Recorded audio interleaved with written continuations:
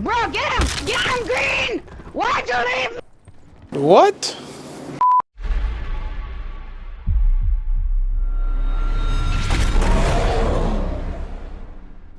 Operation Spectre Rising is only a few days old at this point, but it has already been a very hot topic here in the community for some good and for some not so good reasons.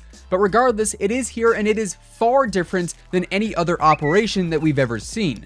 Spectre Rising included 3 new DLC maps instead of 2, a massive change to the Blackout Map, which was the first time we saw an area reduced or destroyed rather than seeing a new area added in, and of course, Spectre Rising only has 50 tiers instead of 100 or 200 like what we've seen in the past with Grand Heist, Absolute Zero, and First Strike. And there's a very significant reason for that, and it lies with the Days of Summer event. What's up guys, ZachImmortal here, welcome back to the channel, and thanks for stopping by. We are currently on the road to 45,000 subscribers here on the channel, and as Spectre Rising continues, we are going to see even more updates and new features added into the game, so if you do always want to be up to date with the latest Black Ops 4 news and intel, feel free to hit that sub button and turn on your post notifications. That way you'll always know when a new video goes live. And of course, if you do enjoy this one, let me know by dropping a like rating on it, as it would be much appreciated. And now, let's get into what exactly the Days of Summer event is here in Black Ops 4. For starters, Days of Summer is clearly listed on our Spectre Rising roadmap, and is actually a reoccurring event at this point, as we have seen this event happen in the past few years as well.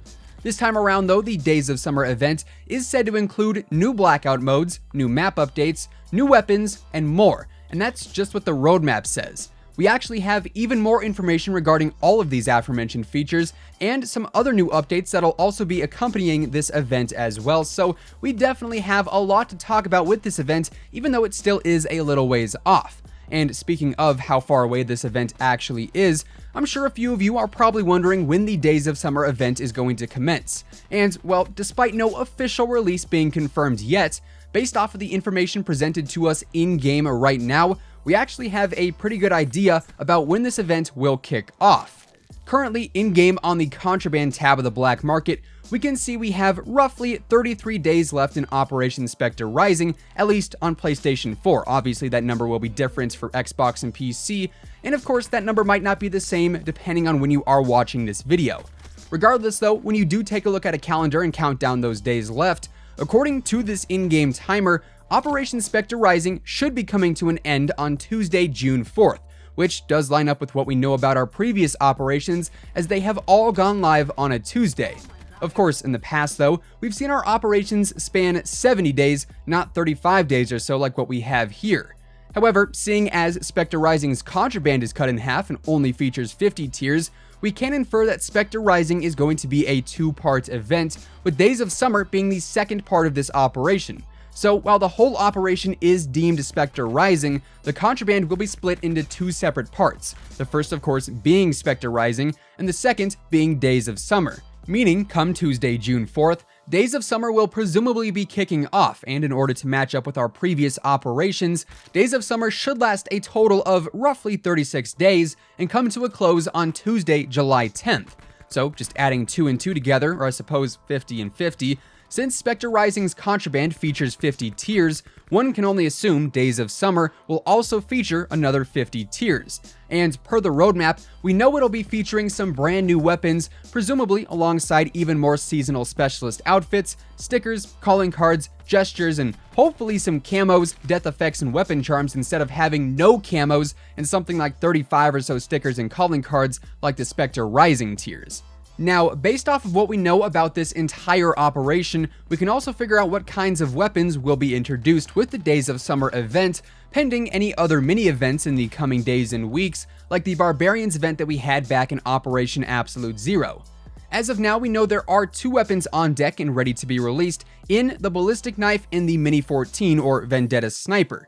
Now, the ballistic knife was actually teased and confirmed in the Spectre Rising reveal trailer, and also during the actual Spectre Rising preview livestream, it was stated by Treyarch that the ballistic knife would be coming later on in the operation, so Days of Summer does make the most sense for that.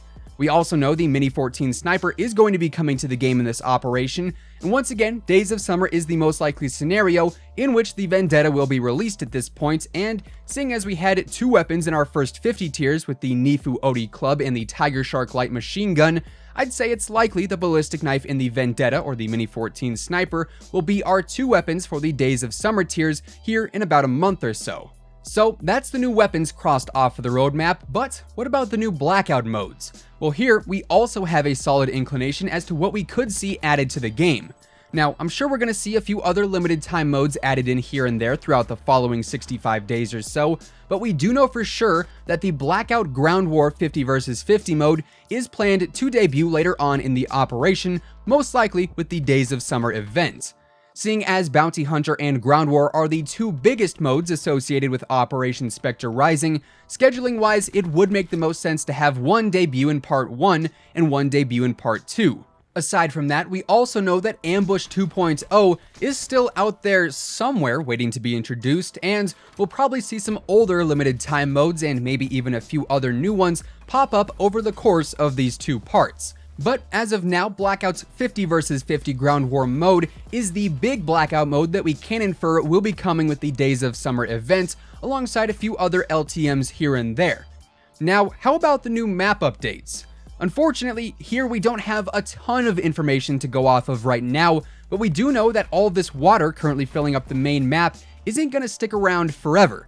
Eventually, it is going to recede, and things will presumably return to normal, or at least as normal as they can, post-flood. And that means areas like cargo docks, hydro dam, and perhaps even factories and the farm could be on the verge of changing as well. Now, to me, my biggest interest currently lies in cargo docks, seeing as the farm and the factory could essentially return to their normal states without too much alteration once the water recedes. However, cargo docks, I feel like, is not going to have the same story. That entire area is so vastly different from how it was originally now.